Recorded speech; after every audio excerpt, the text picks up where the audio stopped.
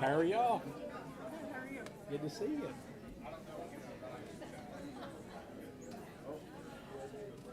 They're coming down the sidewalk.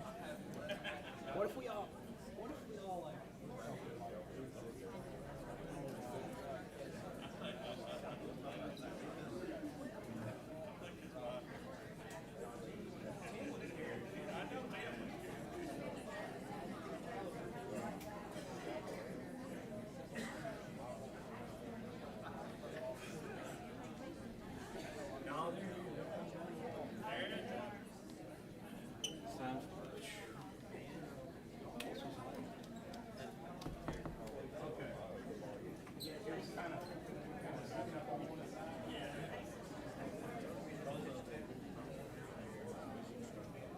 Is it okay? Is it okay that I called your name in the back of the booth? I didn't mess up too bad today, so it's all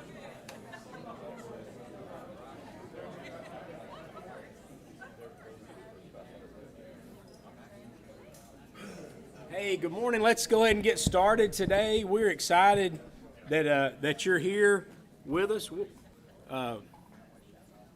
going to study an Old Testament story together today. Before we get started, I got to ask a favor. All right, I'm always asking you guys to do something, but this room is going to become one of the cabins for Camp Glow.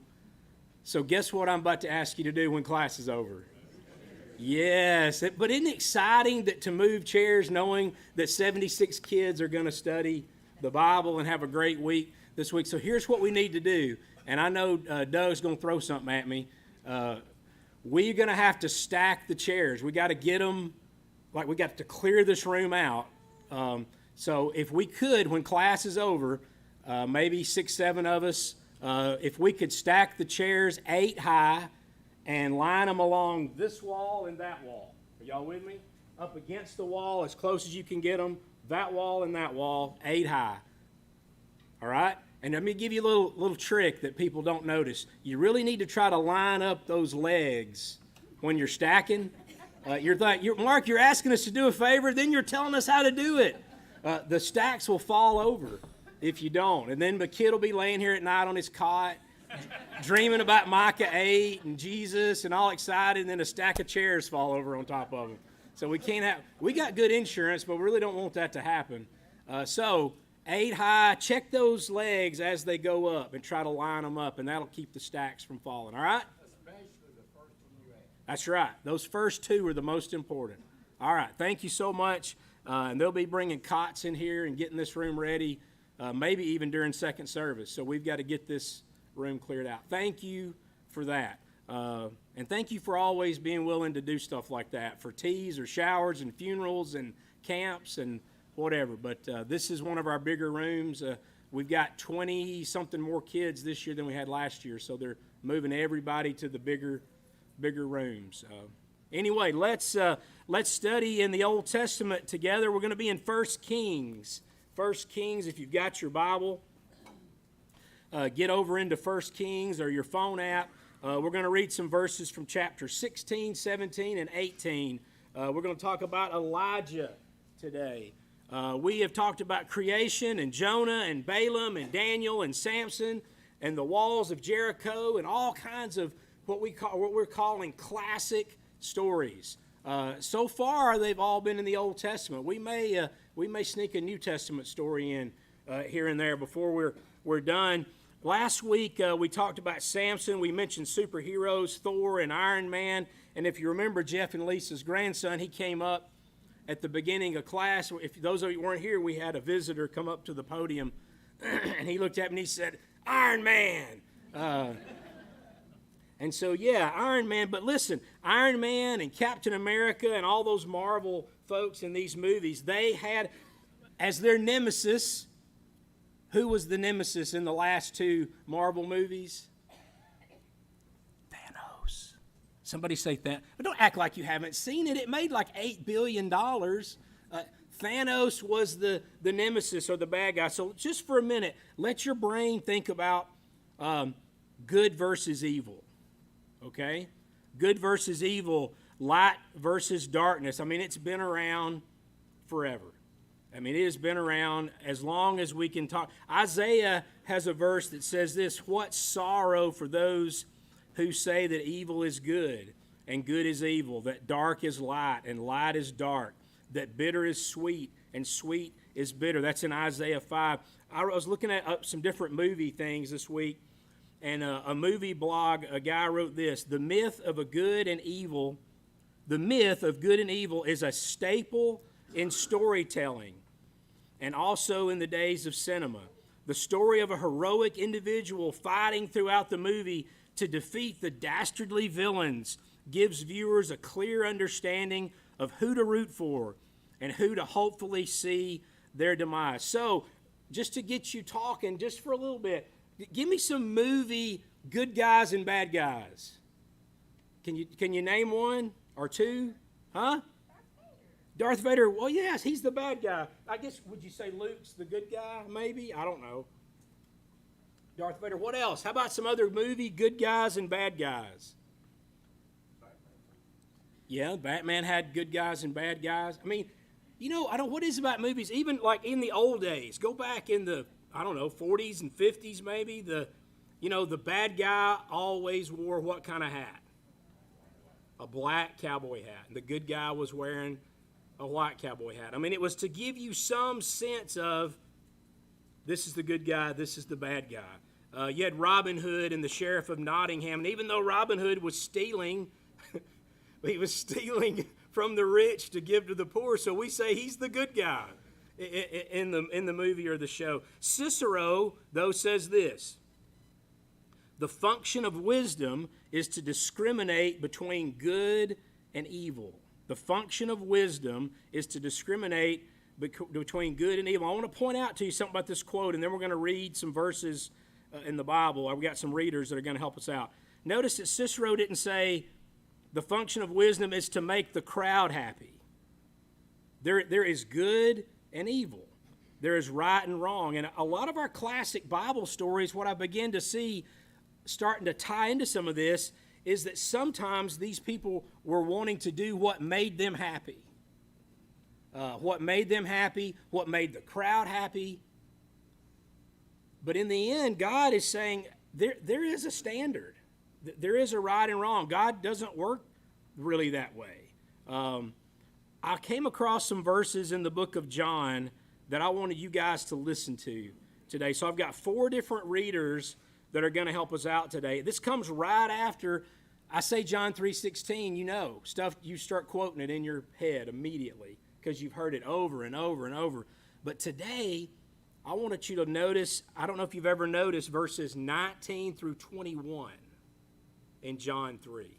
Okay, so I want you under the guise, or as you're thinking of good and evil, light and darkness, and how we function and how we react to that, listen to what John has to say in these 3 verses, okay? So Jason Sane is going to read from the New Living Translation, and then we've got the Message with Cheryl Pettis. Julie Ritchie's got New King James, and then the last one, Mary Jane Threet's going to read from a translation called The Voice, and I know that's crazy, all right? But I just wanted you to hear some of the words that they put in that translation as well. All right, Jason, kick us off. Remember, we're coming in right after John 3:16 here.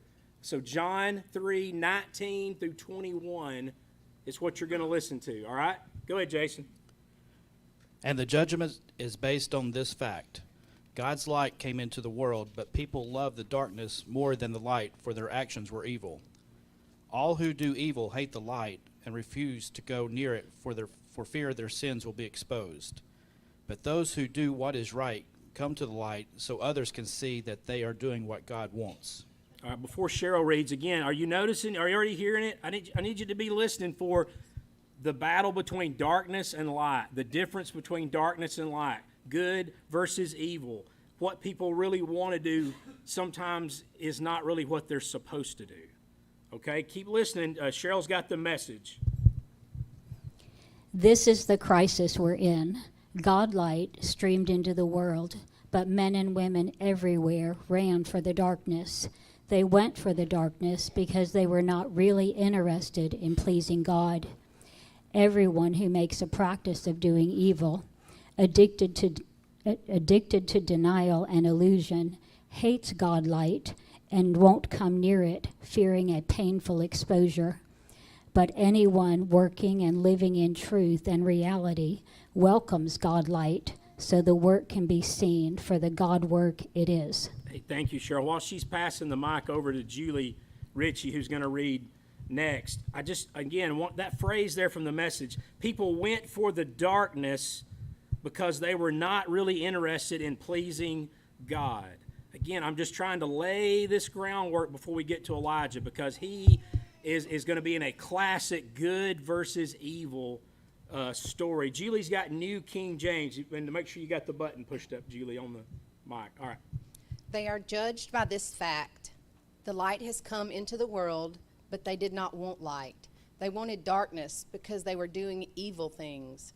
All who do evil hate the light and will not come to the light, because it will show all the evil things they do. But those who follow the true way, come to the light, and it shows that the things they do were done through God. Yes, the true way comes to the light.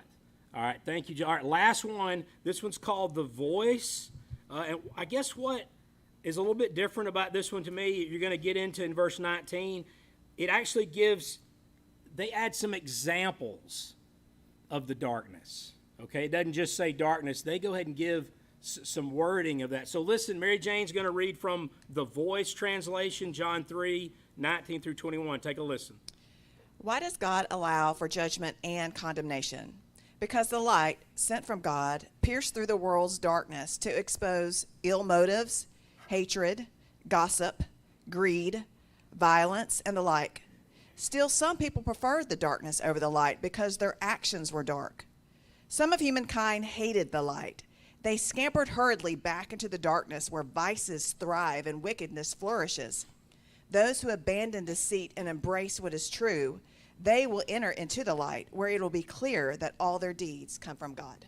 Thank you, Mary Jane. Man, that is just so powerful that the light pierces the darkness. We've talked about that before. I think I told the story in here. I know I've told it a bunch of times. Mike Shepard took us on this cave exploring thing one time years ago, and I was a chaperone. I don't think I was even married, so this has been like 30 years ago. And man, we were in the darkest cave. You could not see your hand in front. Like, you could hold your hand right here and you couldn't see it. And then just the tiniest glimmer.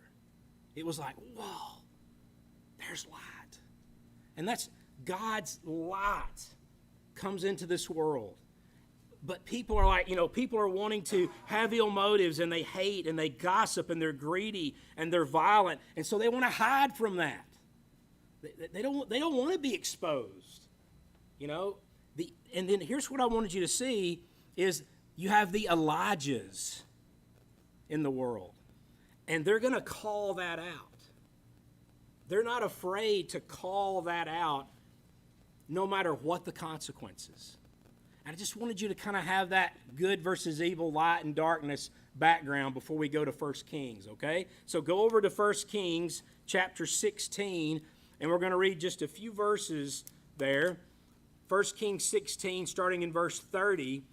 And while you're flipping over there, let me remind you some things about Elijah, okay? He's a prophet of God. For those of you that may not have known that, as I was reading these three chapters this week, 16, 17, and 18, this thought kind of came to me. It looks like Elijah is not afraid of confrontation, but he's not confrontational. Do you see the difference in those two things? He's not afraid to talk to Ahab, to talk to Jezebel, to talk to the people and say, whoa, hey, this is not right. But he's not confrontational. He believed in standing up for what was right, standing up for God, even if it's what was not popular with the king or the people. And he lives in the time of a very wicked king. Can somebody go ahead and tell me who the wicked king is? Yes, Ahab. And he married this sweet little girl from out in Waterloo. What was her name? No. Has anybody named their daughter Jezebel in the last 4,000 years? Man, she was something else. Elijah performs miracles, and then Elijah doesn't die. How about that? Toward the end of his life, he's with his protege, Elisha, and God sends a chariot and horses of fire that comes in and separates the two of them, and it says Elijah is taken up into heaven in a whirlwind. He's one of very few characters in the Bible, or I guess ever in history, that doesn't die. Say, Mark. Hey, Jerry. Oh, I'm sorry, Dr. Freeman. Oh, come on, Mark. You also mentioned that Elijah wasn't confrontational. So, what would you say Jesus was? I think Jesus, for his time in the four Gospels, was a little bit of a troublemaker. I think he was very confrontational. So, what is so noble about not being confrontational? Well, I didn't say it was noble. I just said I didn't think he was. You said he wasn't, but you were praising him because he was speaking light, so to say. Yeah. Are you talking about Elijah or Jesus now? Both were light. Yeah. Well, How do you reconcile confrontational in this setting? well, here's what I'm going to get at. I ain't got there yet. But is that Elijah was not afraid to call out Ahab for his wrongdoing. And my thing is in 2024, and this is where I'm going to get, is I can call you out on something if you've sinned, right? But I could do it in love. I can do it with the right attitude. I can do it with grace and mercy and love, but I didn't ignore it. So in my mind, that's what I meant. He could confront but not be confrontational. That's where my mind's going. And that might be wrong. That's just Mark Killen talking. So, I see Jesus as very confrontational. yeah. And that's fine. I mean, that might be semantics with how we're using the words. Yeah. All right, we're going to go back to Elijah. All right, here we go. 1 Kings 16, verse 30. All right, I want to make sure you understand. Maybe y'all know all about Ahab. Maybe you know all about Jezebel. But you need to hear just a few verses about them just to make sure you have the context. So look at 1 Kings 16, verse 30. Ahab, the son of Omri, did what was evil in the Lord's sight, even more than any of the kings before him. Get the picture? He's evil even more than any of the kings before him. And as though it were not enough to follow the sinful example of Jeroboam, he married Jezebel, the daughter of King Ethbaal of the Sidonians. And he began to bow down in worship of Baal. He first builds a temple and an altar for Baal in Samaria. Then he set up an Asherah pole. Okay, listen to this last part. He did more to provoke the anger of the Lord, the God of Israel, than any of the other kings of Israel before him. Man, can you imagine having that said about you? That's Ahab. And so he's completely lost his way. And what it appears if you read 1 Kings 16, he doesn't really seem to care. He's already bad. All right, it's established he's bad, and if it wasn't enough, then he marries the most wicked woman on the face of the earth. They are the dynamic duo of evil. All right, Ahab and Jezebel. So, one other thing we need to point out is about the false god, Baal, because you're going to hear him a lot here in a little bit. God sends Elijah to Ahab to say, hey, there's not going to be any rain. No rain, no dew for dew. No rain or dew for 3 years. And again, think about what that would look like around here if it happened today. I know we have modern resources that they probably didn't have thousands and thousands of years ago, but no rain or dew for 3 years, it would affect us in 2024, wouldn't it? Affect not just your yard not being green, but it would affect livestock. Then that in turn affects the grocery chain and the price of meat, and maybe you don't have water to drink, and I don't know. But I just want you, again, no rain. Now, why is that significant? This is what I need to make sure you understand. They're worshiping Baal. That's B-A-A-L, God. If you go to any Bible commentary, any study Bible, it's going to tell you these things that I just copied and pasted from a commentary right here. His titles, Baal's titles, were Rider of the Clouds, Lord of the Earth. He was considered a god of both fertility and the thunderstorm, as well as a mighty warrior. And he sometimes was considered a sun god and protector of the crops and livestock. All right. Again, another commentary said his title was Prince, Lord of the Earth. He was called Lord of the Rain and the Dew, the two forms of moisture that were indispensable for fertile soil in Canaan.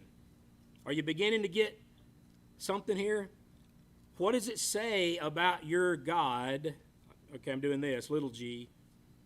If he's over the rain, livestock, crops, and everything's going to pot. That's what's happening. Here's what I need to make sure you understand. I don't think it's an accident when Ahab and Jezebel lead the people to Baal worship, that the real God takes away the rain. And I know maybe you've known that your whole life, or maybe you've never noticed it, but I wanted to make sure that I think that's a fascinating detail in this story. Hey, you're going to worship a false god of rain and dew? All right, I'm going to take it away. Again, just something I want to make sure you notice before we get into the rest of this chapter. So go to 1 Kings 17. I'm sorry, the next chapter. 1 Kings 17. And let's talk a little bit more about Elijah, background on him. So this is, in verse 1, this is where he says to the people, Elijah was from Tishbe in Gilead. He told Ahab, as surely as the Lord God of Israel lives, the God I serve, there will be no dew or rain during the next few years until I give the word. So there's the command. God tells Elijah in verse 3 to go hide by the Kerith brook, near where it enters the Jordan River. Drink from the brook, and God has ravens miraculously come down and feed Elijah here. So Elijah did what he was told. The ravens brought him bread and meat each morning and evening, and he drank from the brook. But after a while, the brook dried up, for there was no rainfall anywhere in the land. Again, just want to point out an example of how God takes care of Elijah. And you're like, okay, great, that's a good point. How about us? Elijah obeyed God. God takes care of him. If we obey God, doesn't even in the New Testament says God will take care of us, right? Even when things are not good, even not in a good place, he still is taking care of him. So from here, 1 Kings 17, verse 8, he goes and stays with a widow. Again, we're just getting backstory up to the big battle, all right? Elijah goes and stays with a widow, verses 8 through 16. He gets there, he asks her to bring him some water. As she was going to get it, he calls out, 1 Kings 17, verse 11, get me a bite of bread, too. Listen what the widow says to him. I swear by the Lord your God that I don't have a single piece of bread in the house, and I have only a handful of flour left in the jar and a little cooking oil in the bottom of the jug. I was just gathering a few sticks to cook this last meal, and then my son and I will die. So he's like, give me some bread. She's like, hey, dude, I'm down to this is my last biscuit, all right? And once we eat this thing, we're done. So I don't know what you think I'm going to do. Elijah says to her, here's another miracle about to happen. Go and do what you said, but make a little bread for me first. Then use what's left to prepare a meal for yourself and your son. For this is what the Lord of God of Israel says. There will always be flour and olive oil left in your containers until the time when the Lord sends rain and the crops grow again. Man, would you believe him? Last flour, last oil. Got this crazy guy walking in here telling me to make him a cake. She does what Elijah says. Elijah and her family continues to eat for many days. There was always flour and oil in the containers, just as the Lord promised it. Just never ending. Every time she goes to pour it, I don't know what it looked like. I don't know if it was empty and she turned around and looked back and then it was full, or it just constantly raised up. I don't know. But all I know is it was there. It kept replenishing itself. Now, we can't get into all this, but the boy eventually dies in the story. Next miracle there in this household, Elijah goes upstairs and raises him from the dead, brings him back to life. Again, just a little background on Elijah, okay, before we get to chapter 18. You ready? Go to chapter 18. Here we go. This is the battle. The good versus evil, the light versus darkness. After 3 years, God says, Elijah needs you to go back and talk to Ahab. When he gets back, what we see is the lack of rain has caused a famine all throughout the land. Ahab, and I think it's interesting to me that he's the king. It says he goes out and has people go out, but he's out himself looking for grass, trying to find anything he can find to feed his livestock. At this same time, during this period, it's mentioned that Jezebel has been killing all the prophets of God. Elijah's been in hiding this whole time. Jezebel's killing prophets. Elijah comes back to Ahab, and that's what I want us to get us to look at verse 17, all right? This is where we're going to start reading more verses together. 1 Kings 18, verse 17. This is great. This dialogue is awesome. Ahab and Elijah. When Ahab saw him, he exclaimed, "So it's really you troublemaker of Israel." So the king thinks Elijah's the troublemaker. Elijah says, "I've made no trouble for Israel." Elijah replied, "You and your family are the troublemakers, for you have refused to obey the commands of the Lord and have worshipped the images of Baal instead." I got to stop right there and just real quick and say, man, do you remember all these? We've been talking about something about the walls of Jericho. We mentioned Samson, the judges. It was always going back to reminding the people that they should follow what God says. It comes up over and over and over. Follow what God says. Everything's going to be okay. And then they don't. They don't. They constantly fall back into evil. And here it is happening again. Elijah says, "Summon all of Israel to join me at Mount Carmel, along with the 450 prophets of Baal and the 400 prophets of Asherah who were supported by Jezebel." So Ahab summoned, so he did it. Ahab listens to him. Ahab summoned, I read this story and I think Ahab could have just killed him, I guess, right there on the spot. But anyway, he gets them together. He summons all the people. They get to Mount Carmel. Elijah stands in front of them. Notice what he says. "How much longer will you waver, hobbling between two opinions?" Guys, we're talking about what's right and what's wrong. What's right is to follow God. What's wrong is to follow the false god Baal. And so Elijah is drawing a line in the sand. All right? We're gonna call this out. If the Lord is God, follow him. If Baal is God, then follow him. This is interesting. I did a lot of reading on this next phrase to try to figure out what's going on. I never really could find a set answer. The next phrase says, "But the people were completely silent." What's some other translations say right there? The end of verse 21. Has anybody else got something? The people said nothing. People were silent. People didn't answer him a word. Again, that's just how my brain works. I'm thinking, well, why were they silent? Well, I know we got to get on to the fire coming down from heaven and all the stuff. Why do you think the people were silent? Here's what some different commentators said about it. I'm just going to read it out to you. I still don't know for sure.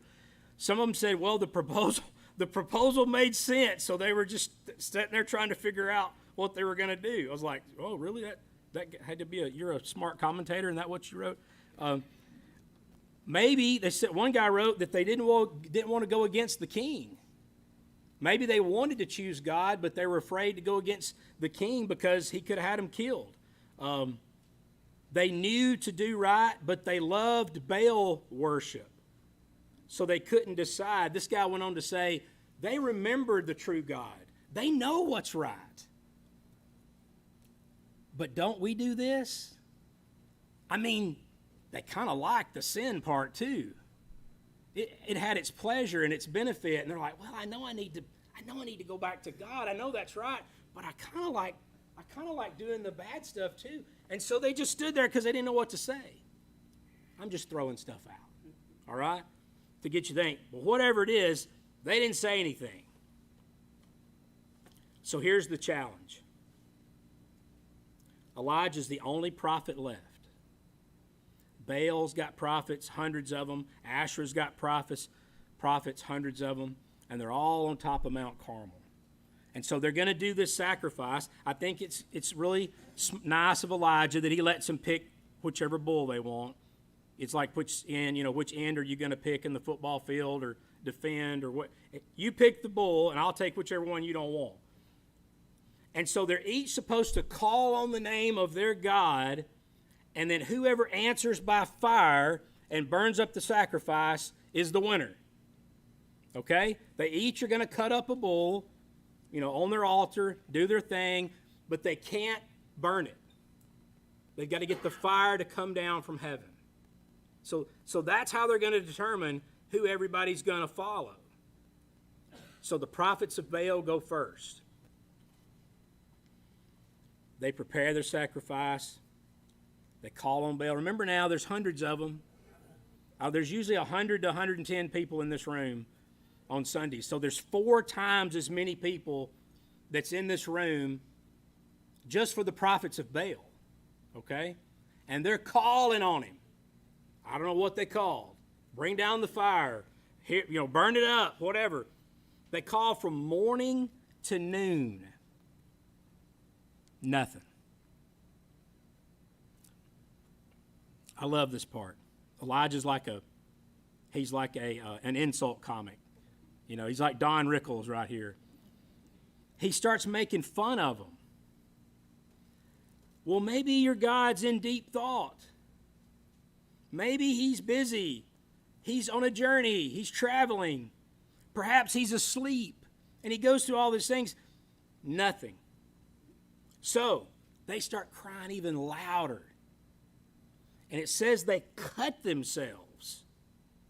So they're cutting themselves, and blood is flowing up there on the top of Mount Carmel. It says all the way until the evening sacrifice. And nothing. Nothing's happening. No fire. Just a bunch of people screaming and hollering, and their arms and their legs or whatever. I don't know where all they cut themselves, but there's blood, and it's messy, but there's no fire. And still a cut-up bull laying there on the sacrifice. You with me? Then Elijah steps in. Verse 30. Look at 1 Kings 18, verse 30. Oh, this is good, y'all. Elijah called to the people, come over here. I don't know how many people are on top of Mount Carmel. I'm picturing a bunch. They all crowded around him as he repaired the altar of the Lord that had been torn down. Is there significance there? They've been worshiping Baal. They've been worshiping whatever their desires were, their hearts were, but they quit following God. His altar is not even assembled anymore. So that's the first thing Elijah does, is he repairs the altar of the Lord. He gets 12 stones, one to represent each of the tribes of Israel. That's happened before. That's happened when they've crossed the Red Sea and the Jordan, and then he gets the stones and he rebuilds the altar in the name of the Lord. Then he digs a trench around it. Elijah's not afraid to get his hands dirty enough to hold water. He piled wood on the altar. He cut the bull into pieces, and he laid the pieces on the wood. Then he tells people to pour large jars of water, and pour the water over the offering and the wood. Are you picturing it now? Top of Mount Carmel, we've rebuilt the altar of the Lord. We've got the wood on the top of the altar. We've got the bull on top of that. And now, I got a trench. I've dug a trench around it. And now I need Tim and 3 of his buddies to get some large pots, big, heavy, strong guys, and they're pouring water over this sacrifice. Again, I don't know if there's something there to tie it back into the fact that it hadn't rained in 3 years and that water was probably scarce, and he's pouring it over the sacrifice. After they had done this, he says, do it again. I'm going to do it a third time. I don't know, so he can't say, well, maybe just some little spark happened and that wasn't from God. It just sort of sparked and lit up. No, it's soaked. There's no spark going to light this sacrifice. The water runs all over the altar. It fills the trench. Verse 36, at the usual time for offering the evening sacrifice, Elijah the prophet walked up to the altar and prayed, O Lord, God of Abraham, Isaac, and Jacob, prove today that you are God in Israel and that I am your servant. Prove that I have done all this at your command. O Lord, answer me. Answer me so these people will know that you, O Lord, are God and that you have brought them back to yourself. Several hours later, no, what does it say? Immediately. Y'all, listen to this. This is awesome. They couldn't make this in a special effects movie now. The fire of the Lord flashed down from heaven, burned up the bull, the wood, the stones, the dust. New Living Translation says it even licked up all the water in the trench. You think anybody was silent at this point? You think anybody was still trying to figure out, well, I don't know. I mean, I really like that Baal, God. He's pretty. When all the people saw it, they fell face down on the ground and cried out, the Lord, He is God. Yes, the Lord is God. Man, isn't that how we're supposed to respond to God? I mean, there was no hesitation. The fire came down, and I don't know how hot that fire had to be to burn up those stones, but it burned it up. A great victory. Good triumphs over evil. There's light instead of darkness. God sends the rain back. And I want to say, I don't have time to go into chapter 19, but we've studied it in here before. I want to say this, and they all lived happily ever after. But that's not really what happens in this story. Ahab goes home and cries to Jezebel, so she sends word to Elijah she's going to have him killed. And this is where we're going to end this thing up today. We've only got 2 minutes, and then we got to stack chairs, okay? If there was a brownie point reward system for getting into heaven for stacking chairs, well, Cross Point would be in, right? We've stacked the chairs in 19 years. Jezebel says, I'm going to get you killed. Elijah has to go hide in a cave. I'm thinking, dude, you just saw fire come down from heaven. And you heal that lady's son, and you saw the oil, but he goes and has a pity party, feeling sorry for himself. And again, you can go read chapter 19, but there's earthquakes, there's fire, there's all kind of stuff happens outside that cave. But God comes to him in a whisper and reminds him who he is. So here's how we're going to end this thing up. Here's the sentence. You ready? Just a point to remember, all right? God's with us. God's with us on the Mount Carmels, right? God's also with us in the caves. I'm not trying, if you feel like you're in a cave and you're feeling like things aren't going the way you think they should go, I'm not trying to make you feel bad. I want to make sure you understand, God was still with Elijah in the cave too. He was with him by the brook when the ravens were feeding him. He was with him with the widow. We're the ones that sometimes kind of have doubts in those places, but God's with us either way. So, you want to please the people, or you want to follow God? Elijah was the prophet who said, with Ahab and Jezebel, I want to follow God. All right? That's another Old Testament classic. Battle of Mount Carmel. and we're going to get out of here on time, and we're going to stack chairs, all right? Thank y'all so much. God, thank you for today. We want to pray for Camp Glow that's going to start this afternoon. We want to pray for all the kids and counselors, people that are going to make snacks and lunches and dinners and help with all kind of stuff. I mean, it's an army. And we're just thankful that that's happening, and we pray a blessing on the children. We thank you for these Old Testament stories, and I just hope we can just all pick, maybe there's just one little thing we can take from it as we go home today. Maybe it can just come out this week that we can remember something Elijah did, and it can give us some encouragement. Thank you for Jesus.